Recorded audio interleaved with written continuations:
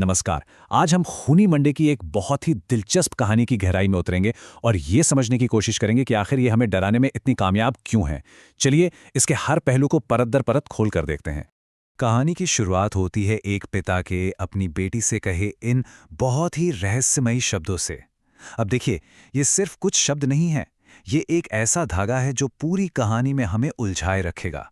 तो कहानी का जो मेन कैरेक्टर है वो है रानी, एक ऐसी लड़की जिसे ना चाहते हुए भी अपने परिवार की एक बहुत ही डरावनी विरासत का सामना करना पड़ता है, और ऐसी विरासत जिसके बारे में उसे कोई अंदाजा ही नहीं था। और उसकी उम्र सिर्फ 13 साल। जरा सोचिए, बस 13 साल की उम्र में रानी पर अपने पूरे परिवार को जिंदा रखने की पूरी की पूरी जिम्मेदारी आ जाती है। तो होता क्या है, उसके पिता जो एक मछुआरे थे वो अचानक गायब हो गए हैं। माँ की तबीयत इतनी खराब है कि वो बिस्तर से उठ नहीं सकती। घर में खाने के लाले पड़े हैं, और तो और जो दूसरे मछुआरे हैं वो उसे मेन नदी में मछली पकड़ने भी नहीं देते। तो इस बेबसी में रानी एक ऐसी जगह जाने पर मजबूर हो जाती है जहां जाने से हर कोई बचता है। और यहीं हताशा में रानी एक ऐसा फैसला लेती है जो उसकी जिंदगी को, आप कह सकते हैं, हमेशा हमेशा के लिए बदलने वाला है।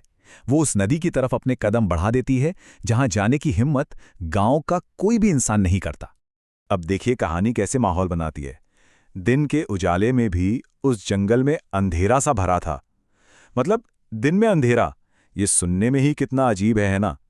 ये एक एहसास दिलाता है कि भाई यहां पर कुछ तो गड़बड़ है, जैसे प्रकृति के नियम ही काम नहीं कर रहे। ये आने वाले खतरे का, समझिए, पहला इशारा है। और फिर ये आवाजें, चमगादड़ों की चीखें, सांपों की फुफकार, राइटर यहां पर सीधे हमारे दिमाग से खेल रहा है। ये जो आवाजें हैं ना, ये सीधे अंदर तक बेचैन कर देती हैं। देखिए, अब तक कुछ भी सुपरनैचुरल नहीं हुआ है, लेकिन सिर्फ इन आवाजों से ही वो खतरे वाला जो एहसास है वो और गहरा होता चला जाता है।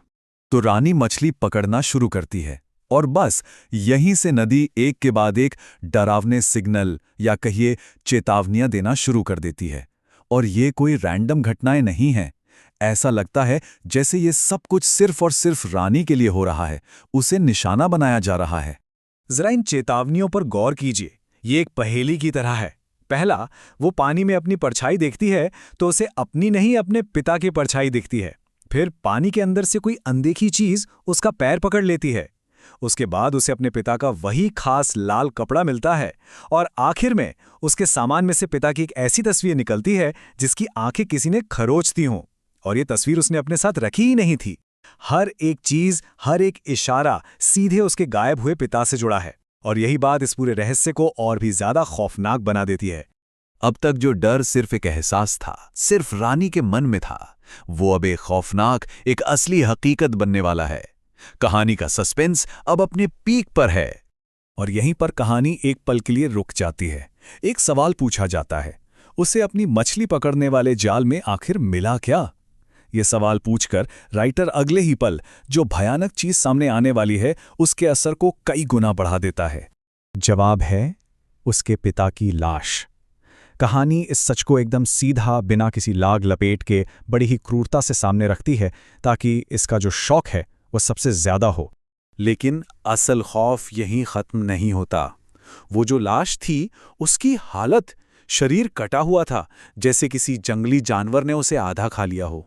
और ये देखकर एक बात तो साफ हो जाती है कि ये कोई हादसा नहीं था, ये एक बहुत ही वहशी हमला था।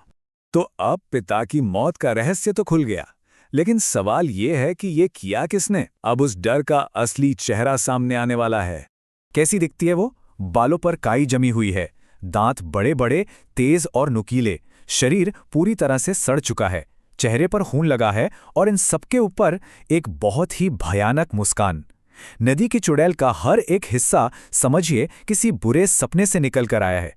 वो सचमुच पानी की गहराइयों से निकला एक दैत्य है। और फिर कहानी एक आखिरी दिल दहला देने वाला सीन दिखाती है।